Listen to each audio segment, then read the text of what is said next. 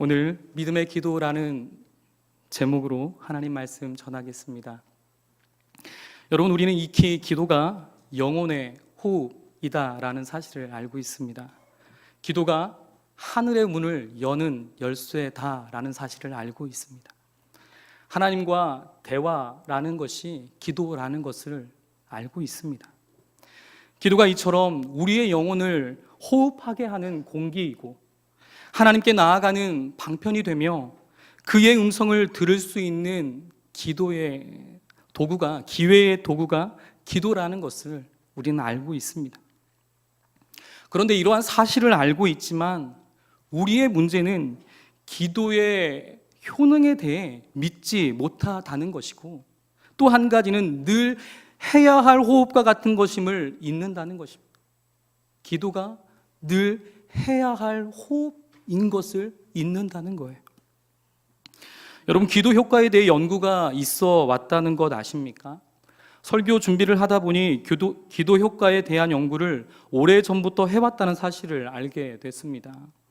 1950년대 캘리포니아 레드랜즈 대학교 파커 교수는 기도치료 집단 프로그램을 개발해서 실험을 했습니다. 이 프로그램은 여러 질병에 걸린 환자들을 소급으로 나눈 다음 치료에 기도를 사용한 그룹과 사용하지 않는 그룹의 변화를 추적하는 실험이었습니다. 이 실험의 결과는 기도한 그룹이 지표상 유의미한 치료를 거두었다라는 결과가 발표되었어요. 그때 이 연구 책임자였던 파커 교수는 이 연구 결과를 토대로 기도는 당신의 삶을 바꿀 수 있다라는 책을 출판하기도 했습니다. 그리고 1980년대 말부터 의학지 또한 기타 전문지에 기도 치료 효과에 대한 연구 논문이 130여 편이나 발표되었다고 합니다. 이 모든 연구는 철저한 과학적 통제와 통계로 기도의 효과를 긍정적으로 발표했습니다. 그 중에 또 가장 유명한 발표가 있습니다.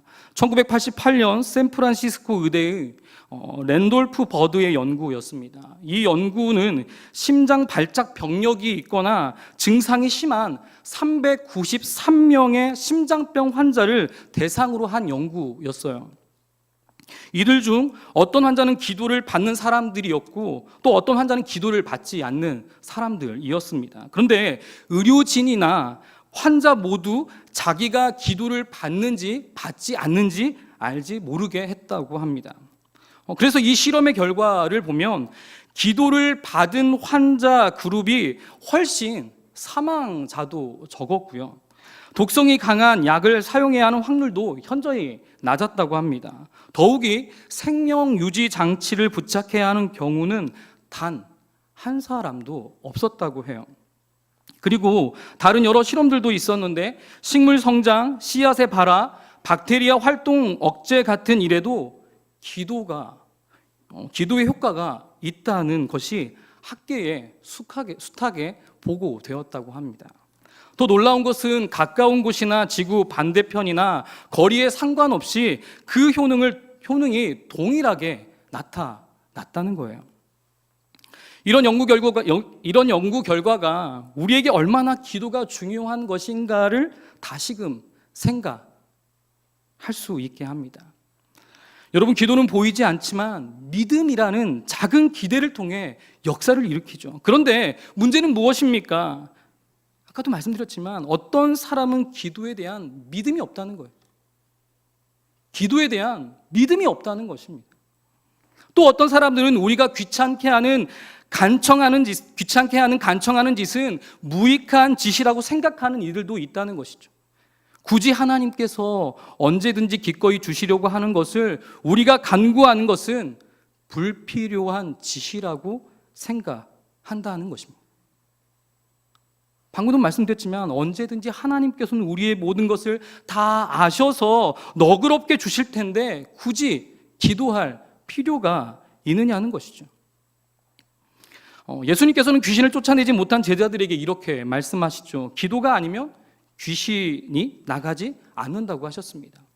여러분, 만약 이런 논리라면 기도하는 것이 불필요하다고 생각하는 그들이 하나님께서 다 아셔서 귀신 들린 그 아들을 고쳐주실 텐데 굳이 기도할 필요가 있느냐는 것이죠. 그러나 기도의 능력이 있기 때문에 예수님께서 귀신 들린 아들을 고치지 못한 제자들에게 기도가 아니면 귀신이 나가지 않는다고 하신 것입니다. 기도 외에는 다른 능력이 없기 때문입니다.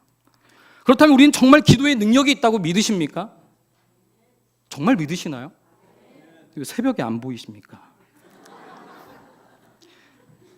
기도밖에 없다고 믿으십니까? 근데 왜 우린 기도의 자리에 있지 못하십니까? 우리가 기도만 하면 우리의 문제를 능히 해결하실 수 있다고 믿으십니까? 그런데 왜 나오시지 않는 것입니까? 사랑하는 성도 여러분, 우리 하나님은 우리들을 돕기 위해 지켜보십니다. 시편 34편 15절 17절 말씀에 이렇게 말씀하십니다. 여호와의 눈은 의인을 향하시고 그의 귀는 그들의 부르짖음에 귀 기울이시는도다. 의인이 부르짖음에 여호와께서 들으시고 그들의 모든 환난에서 건지셨도다. 아멘. 하나님은 그의 눈을 예수 믿는 우리를 향해 계신다고 말씀합니다. 그의 귀는 우리의 기도에 기울이고 계시다고 말씀합니다. 이런 하나님은 우리들에 대한 사랑을 더 잘 증명하기 위해서 그렇게 하신다라는 것이죠. 그런데 우리는 왜 기도의 자리에 있지 않는 것입니까? 우리를 사랑하신 하나님은 모든 것의 주인이 되십니다. 또한 모든 좋은 것을 주시는 분이십니다. 시편 20편 4절 말씀에 보면 시편 기자는 이렇게 고백합니다. 내 마음의 소원대로 허락하시고 내 모든 계획을 이루어 주시기를 원하노라. 아멘. 시편 기자는 하나님께 자신의 기도의 소원대로 허락하실 분이 하나님이시다라고 고백합니다. 모든 계획을 이루어 주시는 분이 하나님이시다고 고백합니다. 저와 여러분도 이렇게 고백하는 그런 믿음의 사람들 되시기를 소망합니다. 그런데 만약 이러한 사실을 알고도 여전히 달라고 구하지 않는다면 우리는 어떤 사람일까요? 마치 땅속에 보화가 어디에 묻혀 있는 줄 알면서도 무시하는 사람과 같다는 것입니다. 마치 땅속에 보화가 어디에 있는 줄 알면서도 무시하는 사람과 같다는 것이죠. 마치 우리가 넘쳐 흐르는 샘물에서 물을 퍼내듯 은혜를 그리스도께 얼마든지 얻을 수 있는 것이 기도인데 우리는 어떻다는 것입니까? 무시한다는 것이죠. 그러나 우리는 은혜를 얻을 수 있는 것이 또한 기도임에도 불구하고 어쩌면 땅속에 보화가 어디에 있는 줄 알면서도 기도하지 않고 있을 수 있습니다.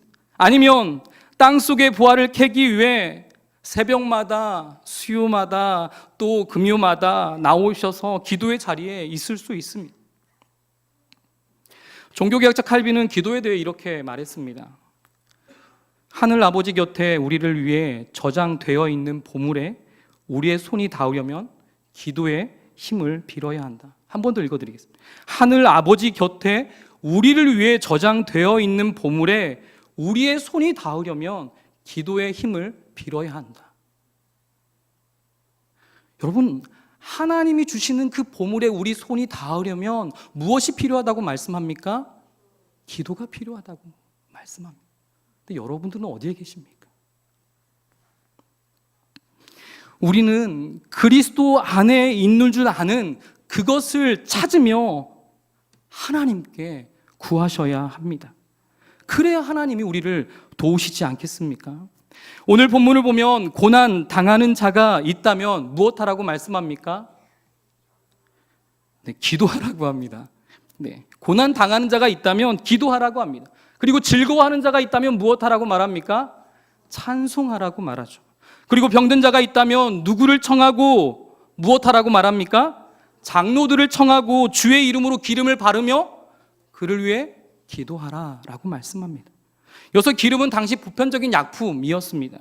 의사들이 흔히 상처 부위에 기름을 바르고 마사지를 했다고 해요. 그래서 장로들을 청하여 이 기름을 바르라는 것은 하나님께서 주신 육체적인 수단들을 사용하여 서로 도움을 주라는 뜻입니다. 또한 이 도움뿐만 아니라 믿음의 기도를 드리라고 야고보 사도는 말씀하고 있습니다. 이 믿음의 기도는 어떤 기도이냐면 바로 하나님의 주권에 순복하는 기도입니다. 이 기도로 말미암아 어떻게 됩니까? 병든 자를 일으키게 되고 죄를 범하였을 때도 사하심을 얻게 된다고 얘기합니다. 마치 제가 없는 이야기를 하는 것처럼 보고 계셔서 15절 말씀 같이 읽어보겠습니다. 15절 말씀 함께 읽겠습니다. 믿음의 기도는 병든 자를 구원하리니 주께서 그를 일으키시리라. 혹시 죄를 범하였을지라도 사하심을 받으리라. 아멘. 믿음의 기도는 어떻게 한다고요? 일으킨대요. 병든 자를 일으키신대요. 그러니까 낫게 하신다는 거죠. 문제를 해결해 주신다는 것입니다. 또한 죄를 범하였을 때라도 어떻게 하신다고 말씀합니까? 사심을 얻게 된다라고 말하고 있습니다. 예수님이 그런 기적들을 복음서에서 곳곳에서 행하지 않습니까? 그의 병을 고쳐주시기 전에 내 죄가 어떻게 됐다고요? 사해졌다라고 말씀합니다. 그리고 16절에 보면 서로 죄를 고백하고 병이 낫도록 기도하라라고 말씀합니다. 여기서 너희 죄를 서로 고백하라는 이 의미는 무엇입니까? 왜 서로 죄를 고백하라고 했을까요? 성도라면 누구나 그리스도 안에서 제사장, 즉 만인 제사장이기에 그렇습니다. 이렇게 고백하는 이유는 육체적인 건강만이 아니라 종말론적인 사건을 예비하기 때문이에요. 또한 기도의 방해 요소를 제거할 수 있고 죄를 다시 짓지 않은 보증이 되는 것입니다. 내가 고백한 그 죄로 말미암아 상대방이 기억하고 있는 것이죠. 그러니까 다시 짓지 않는 보증이 된다는 것입니다. 그리고 내가 얼마나 좋아지는지 알 수 있다는 것이죠. 내가 고백함으로 인해서. 또한 오늘 본문에 등장하는 엘리야가 믿음의 기도를 드리는 의로운 사람임을 말씀합니다. 근데 이런 의로운 사람 엘리야가 성정이 어떻다고 하십니까? 포악하다고 하나요? 네. 저를 보면 답이 없는데 계속 저를 보고 계셔서. 네, 17절 말씀 한번 읽어보겠습니다. 17절 말씀 같이 읽겠습니다. 엘리야는 우리와 성정이 같은 사람이로되 그가 비가 오지 않기를 간절히 기도한즉 3년 6개월 동안 땅에 비가 오지 아니하고. 아멘. 어떤 성정이라고 얘기해요? 우리와 똑같은 성정을 가진 사람이라고 합니다. 그런데 이처럼 우리와 성정이 똑같은 사람이지만 엘리야의 기도가 얼마나 대단한 믿음이었는지 보여주죠. 그가 기도했더니 비가 몇 년 동안 안 왔다고요? 3년 6개월 동안 비가 오지 않았고 기도했더니 어떻게 됐다고 합니까? 비가 내렸고 열매가 맺혔다라고 말씀합니다. 바로 성정이 같은 엘리야와 같은 그 믿음의 기도로 말미암아 이러한 역사가 일어났다라는 것이죠. 여러분, 믿음의 기도는 하나님의 주권에 순복하는 것입니다. 내가 하는 것이 아니라 하나님께서 역사하시도록 나를 낮추고 누구를 높이는 것입니까? 하나님을 높이는 것입니다. 오늘 이 믿음의 기도는 본문을 통해서 우리에게 몇 가지 사실을 알려줍니다. 먼저 우리가 드리는 믿음의 기도는 일시적인 기분에 좌우되지 않습니다. 무엇에 좌우되지 않는다고요? 일시적인 기분에 좌우되지 않는다는 것입니다. 우리는 항상 늘 같은 절박감을 품고 기도하는 것은 아닙니다. 늘 고난만 있는 것은 아니기 때문이죠. 야고보는 우리의 유익을 위해서 너희 중에 고난 당하는 자가 있느냐? 그래서 무엇하라고 했죠? 기도하라라고 했습니다. 너무나 게으른 우리가 간절히 기도하도록 또한 필요한 때 하나님께서 더 아픈 자극을 주신다는 것이죠. 어떤 자극을 주신다는 것입니까? 고난이라는 자극을 주신다는 것입니다. 이 고난을 다윗은 시편 32편 6절에 주를 만날 기회다라고 했습니다. 왜냐하면 곤란과 불안과 두려움과 그 밖의 시련이 우리를 가혹하게 압박할수록 하나님께 다가갈 기회를 얻기 때문이죠. 이 고난이라는 이 매개체를 통해서 하나님께 더 가까이 나아갈 수 있게 하는 그러한 수단이 되게 한다라는 것입니다. 여러분, 우리는 이렇게 절박한 상황이 와야 기도의 자리에 나오곤 합니다. 자신이 처한 상황 속에서 일시적으로 찾아온 가난한 마음 때문이죠. 이 고난 때문에 가난한 마음을 가지고 나온다는 것입니다. 나를 압박하고 있는 상황 때문에 나오는 것입니다. 그런데 우리는 일이 원하는 대로 순조롭게 진행되고 어디를 보나 기뻐할 일들이 주위에 가득하면 우리는 기도하시나요? 좋은 일이 있을 때마다 기도하십니까? 이젠 다 됐다 라고 생각하고 어디에 계십니까? 집에 안주하고 계시죠. 여러분, 우리가 아무리 일이 순조롭게 진행되고 기뻐할 일이 가득해도 기도해야 할 필요성이 없는 순간은 단 한순간도 없습니다. 우리는 매 순간 기도하셔야 합니다. 매 분초마다 기도하셔야 돼요. 오죽하면 사도 바울은 이렇게 얘기했겠습니까? 쉬지 말고 기도하라. 우리의 일시적인 기분과 상관없이 계속 기도하라는 말입니다. 우리의 곤란과 불안, 두려움, 시련이 주는 압박감 속에서도 기도해야겠지만 일이 순조롭게 진행되고 기뻐할 일이 가득해도 우리는 어떻게 해야 한다는 것입니까? 기도해야 한다라는 것입니다. 사랑하는 성도 여러분, 예수님도 기도하실 때 습관을 쫓아 기도하셨습니다. 어떻게 기도하셨다고요? 습관을 쫓아. 일시적인 기분에 따라 하지 않으셨습니다. 어떤 일이 순조롭게 진행될 때에도, 기뻐할 일이 가득할 때에도, 앞에 십자가의 고난이 닥치기 전에도 겟세마네 동산에서, 그리고 십자가 고난 가운데서도 기도하셨던 분이 우리 바로 예수님이셨습니다. 이처럼 우리의 기도가 일시적인 기분에 따라 좌우되는 것이 아니라 상황에 관계없이 드리는 기도가 되게 하셔야 합니다. 이제 우리는 예수님처럼 습관을 쫓아 믿음의 기도를 드림으로 신실하게 응답하실 하나님을 기대하며 기도하는 삶을 사시는 저와 여러분이 되시기를 주님의 이름으로 소망합니다. 우리가 드리는 믿음의 기도 두 번째 특징으로 죄 용서를 구해야 합니다. 여러분, 우리는 진심으로 부족을 느끼고 회개해야 합니다. 완전한 사람은 없죠. 우린 늘 부족해요. 회개할 것이 많은 그런 죄인입니다. 오늘 15절부터 16절 상반절에 보면 믿음의 기도는 병든 자를 구원하리니 주께서 그를 일으키시리라. 혹시 죄를 범하였을지라도 사하심을 받으리라. 그러므로 너희 죄를 서로 고백하며 병이 낫기를 위하여 서로 기도하라고 하셨습니다. 병이 나으려면, 즉 당신의 문제가 해결되려면 서로 죄를 고백하며 서로 기도하라고 하셨습니다. 왜냐하면 올바른 기도의 시작, 그 준비, 문제 해결이 겸손하고 성실하게 죄를 고백하는 것에 있기 때문입니다. 상대방이 나의 죄를 고백한다는 것은 결탄코 쉽지 않습니다. 그럼 나의 죄를 지금 옆에 있는 지체에게 고백할 수 있겠습니까? 나의 마음이 낮아지지 않고서는, 내가 하나님 앞에 그 믿음대로 살겠다라는 결단이 없고서는 그러한 결심이 그렇게 고백하기란 쉽지 않습니다.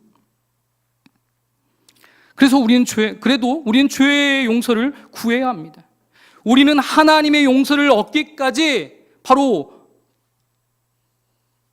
죄의 용서를 구해야 합니다. 그래야 하나님의 용서를 얻기까지는 우리 무엇을 얻으리라고 기대할 수 없기 때문이죠. 왜냐하면 하나님은 용서하시지 않는 사람들에게 호의를 베풀 수 없기 때문입니다. 따라서 우리가 하나님의 호의를 받기 위해서는 죄의 용서를 구해야 합니다. 분명 요한일서 1장 9절에 보면 이와 같은 말씀이 있습니다. 만일 우리가 죄를 자백하면 저는 미쁘시고 의로우사 우리 죄를 사하시며 모든 불의에서 우리를 깨끗게 하실 것이요. 하나님께서는 신실하시기 때문에 믿음으로 죄의 용서를 구하면 어떻게 하시겠다고 말씀합니까? 우리 죄를 깨끗게 하신다라고 말씀하셨습니다. 믿으십니까? 따라서 우리는 우리가 짓는 죄에 대해 매일 용서를 구해야 합니다. 하나님께 하고 내 옆에 있는 지체들에게 나의 죄를 고백해야 한다는 것이죠. 고백함으로 나의 믿음이 하나님 보시기에 합당한 그 은혜의 신앙의 삶을 살 수 있게 된다라는 것입니다. 그리고 최근에 내가 지은 죄를 고백한 것으로 만족하는 것이 아니라 오랫동안 잊은 내 죄까지도 고백해야 합니다. 또한 우리는 하나님의 자비를 더욱 쉽게 받으려고 전 생애의 죄를 고백해야 합니다. 이처럼 자비로우신 하나님께 드리는 우리의 믿음의 기도는 죄의 용서를 구하는 그 시작으로 우리의 문제가 해결될 수 있습니다. 그러므로 우리를 깨끗게 하실 하나님 앞에 죄를 고백하고 서로 죄를 고백함으로 병든 자를 낫게 하시는 하나님 앞에 믿음의 기도를 드리시는 저와 여러분이 되시기를 주님의 이름으로 소망합니다. 우리가 드리는 믿음의 기도의 세 번째 특징은 역사하는 힘이 있습니다. 믿으십니까? 우리가 드리는 믿음의 기도는 역사하는 힘이 있습니다. 서두에도 말씀드렸지만 과학적으로도 기도의 효력은 증명되었습니다. 또한 되고 있습니다. 이처럼 믿음의 기도는 병든 자를 낫게 하시죠. 역사하는 힘이 있습니다. 17절에 보면 우리와 성정이 똑같은 엘리야는 믿음의 기도가 무엇인지 보여주었습니다. 그의 믿음의 기도는 비가 오지 않기를 구했더니 비가 3년 6개월 동안 오지 않았고, 비가 오기를 구했더니 비가 내렸죠. 바로 이러한 역사는 엘리야가 오로지 하나님의 주권에 순종한 믿음의 기도였기 때문에 이와 같은 역사가 일어났던 것입니다. 미국이 낳은 가장 위대한 복음주의 신학자였던 조나단 에드워라는 유명한 설교자가 있습니다. 그는 어려서부터 있었습니다. 그는 어려서부터 하루에 5번씩 개인 기도 시간을 어려서부터 5번씩 가졌다고 해요. 또한 특별히 비밀 장소를 만들어 혼자 기도하기도 했습니다. 이 어렸을 때는 초등학교 때를 얘기하거든요. 이 초등학교 때 하루에 5번씩 기도를 했대요. 그리고 하나님과 즐겁게 교제하기 위해서 대학교 4학년 때부터 대학원 1학년 때에도 기도했다고 합니다. 보통 때 기도하던 방식과 달리 다른 방식으로 기도했다고 해요. 어떻게 기도했는지 읽어드리겠습니다. 아주 짧은 문구인데요. 나는 하나님의 도움이 없이는 아무것도 할 수 없음을 알고 있기에 하나님의 뜻에 일치하는 한 그리스도를 위해 하나님의 은혜로 내게 능력 주시기를 하나님께 간청합니다 라고 기도했습니다. 이 기도문에서 조나단 에드워드는 나는 하나님의 도움 없이는 아무것도 할 수 없음을 알고 있었습니다. 그는 자신이 부족하다는 사실을 인지하고 있습니다. 그래서 자신에게 능력 주시기를 원한다라고 기도했습니다. 그렇습니다. 우리는 완전한 상태에 도달하기에는 엘리야처럼 너무도 능력이 부족합니다. 그리고 조나단 에드워드처럼 우리는 하나님의 도움 없이는 아무것도 할 수 없는 존재입니다. 그래서 우리는 연약하고 부족한 우리를 도우시고 우리를 기도의 교사가 되게 하시는 성령님께 도움을 요청해야 합니다. 성령님은 등이 우리를 도우실 수 있기 때문입니다. 로마서 8장 26절 말씀에 보면 이렇게 말씀합니다. 성령도 우리의 연약함을 도우시나니 우리가 마땅히 빌 바를 알지 못하나 오직 성령이 말할 수 없는 탄식으로 우리를 위하여 친히 간구하시느니라. 아멘.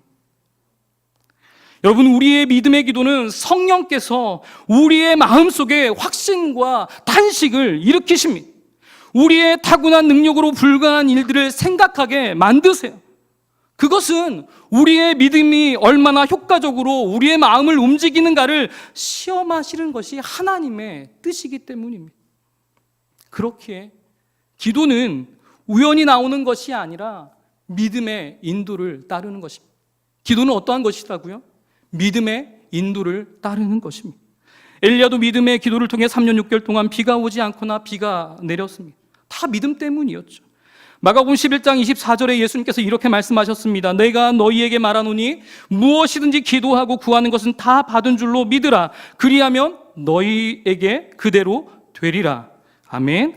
마태복음 21장 22절 말씀에 보면 예수님 또 이렇게 말씀하셨습니다.